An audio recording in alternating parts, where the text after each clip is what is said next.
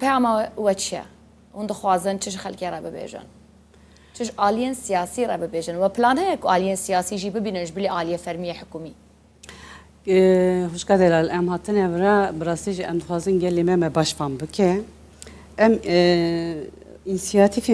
inisiyatifeke sivîlin û hestê gelin hestê wê gelin birastî ji gava ku ew rewşê awerte çêbû sereke yani ew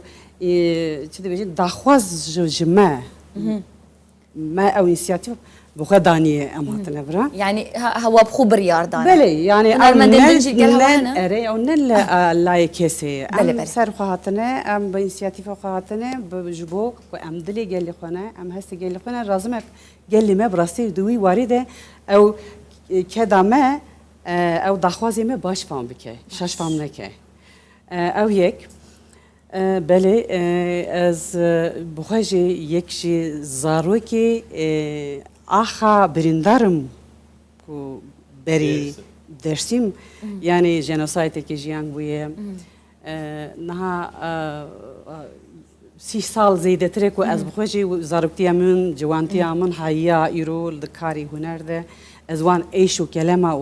bi stranê xwe tînim ziman tabii ki em haz dikin ku gelê me êdî yani bu wî hêşiyarî bu wî zanyarî her çar parçayı Kurdistan ez gavak dibêjim her çar parçayı Kurdistan ew parçayı Kurdistan ji min re hiç nexweş e ji ber ku dilê min de mejiyê min de fikrê min de welatê min yek e Kurdistan yek e hiç ez naxwazim ku gundekî Kurdistan vala be yan jî were valakirin yan jî were standin yani zahmetê bijî ew kedê